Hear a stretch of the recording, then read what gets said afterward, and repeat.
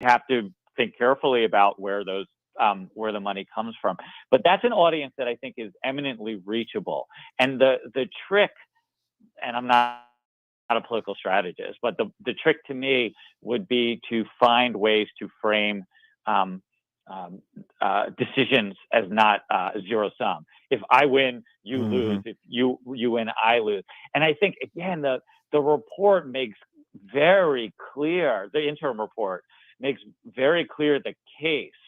And what has to be figured out is how do you get the folks who are convincible to also say yes, I will devote taxpayer my tax dollars in this direction.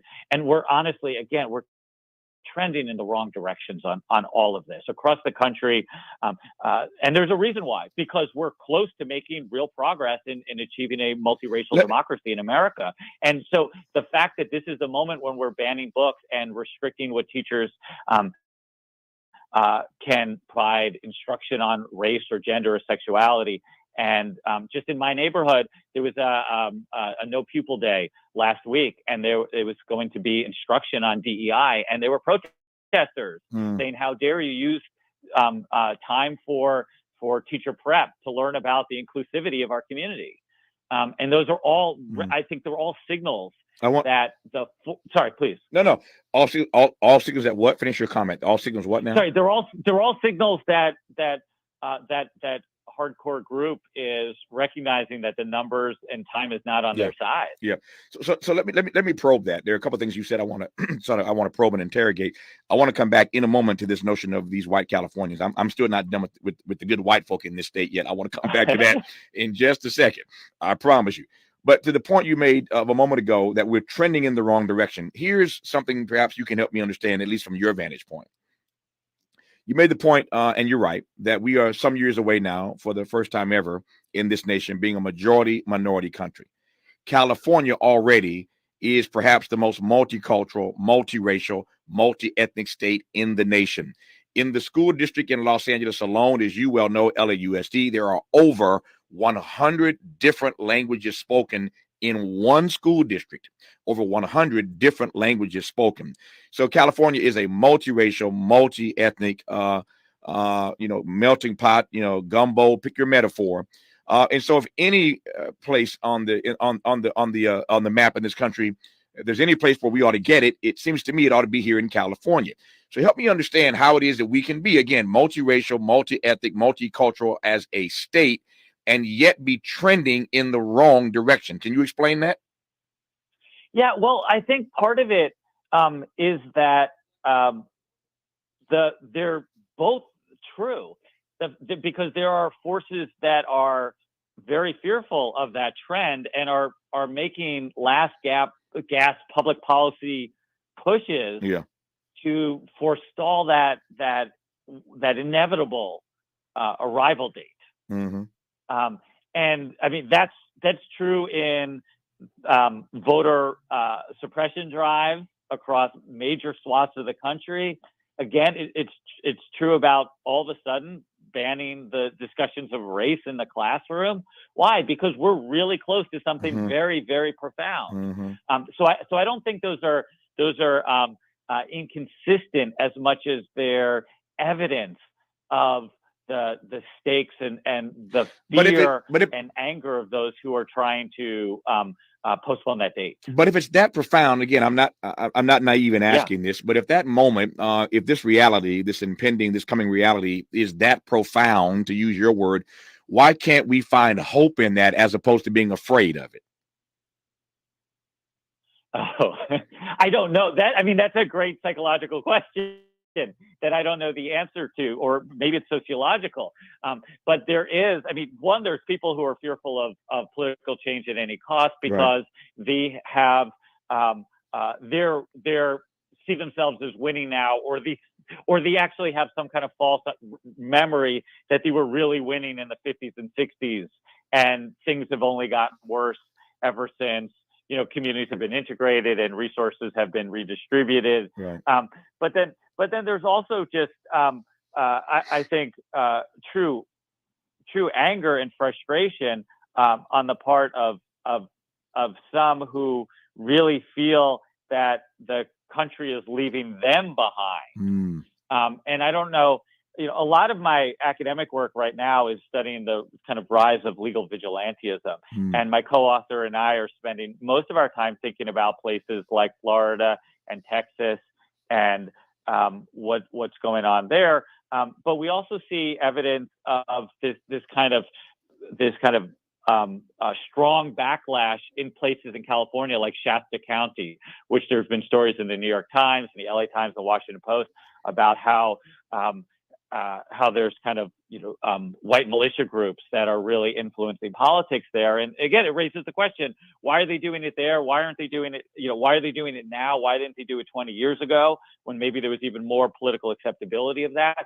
And I don't have an answer other than that I think it's a recognition that when the tide turns, life will be different. Now, I don't actually think it'll be as profound as we're talking about, right. but the Fox News and the right-wing media thinks that it's going to be profound, in part, I think, because those folks are actually pretty racist, and they don't want the type of anger they feel towards others to be now turned on them. But I don't know if that'll be the case. Yeah. Let me ask you whether or not, I know you're still in the process of collecting data and doing your research, but do you think or do you know whether or not your research, your data is ultimately going to lead you and your co-author to conclude that our pressing toward this day where America will be a majority minority country, where as California continues to become more multicultural, more multiracial, more multi-ethnic, is the data ultimately going to convince you that that's going to lead to an increase in what you call legal vigilantism? Yeah, definitely in the short term. It seems to be already the case that it's going to be increasingly relevant for state-sponsored and then state-condoned actions of political violence to dampen crowds at BLM rallies, to intimidate folks from attending or being even just on like allies for drag queen brunches, for teachers who want to be contemporary and want to be honest and recognize that the classroom should be inclusive places. So let's teach about race, gender, and sexuality. And the school board meetings, public health meetings have become hotbeds of election office buildings have become hotbeds of real, I shouldn't say hotbeds, have become places of danger. And Tavis, if you recall from the January 6th hearings, when they had the witnesses who were election officials in Fulton County, which is Atlanta, talk about how their lives were basically ruined. And one of I forgot which member of the committee asked, but the question came up: are you going to sign up and do this again in the future? And the answer was, I forgot exactly what the answer was, but it wasn't a resounding yes. And we're seeing further evidence of that. So these campaigns of intimidation are, again, slowing things down, creating more opportunities for, I guess, white supremacy to have a longer run. Yep. And that to me is extremely, extremely disconcerting, because these moments are only going to be more dangerous, and more scary for those who want to be just either good government servants, good teachers, good allies, and of course the members of those communities who have a huge target on their back. I take your point. I'm looking at my clock here. I've got news, traffic, and sports in about 45 seconds. Let me tell you where I want to go on the other side, though. I want to come back, as I said a moment ago, to these white Californians. It's one thing to advance this argument that I'm frankly tired of hearing, that I don't own any slaves, and my parents didn't own any slaves, my grandparents didn't own any slaves. It's one thing to advance that, I think, kind of silly and bankrupt and hollow argument.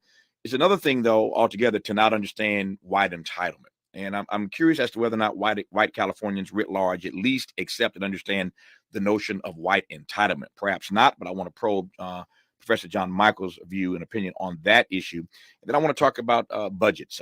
Dr. King once famously said that budgets are moral documents. Budgets said King, are moral documents. What would it mean? What does it mean if we get to a point once this report is finalized and given to the state legislature, and then the real conversation, the debate starts, as it will in this progressive state called California, about where the money's going to come from? What does it mean if we can't find the money for these reparations? King said budgets are moral documents.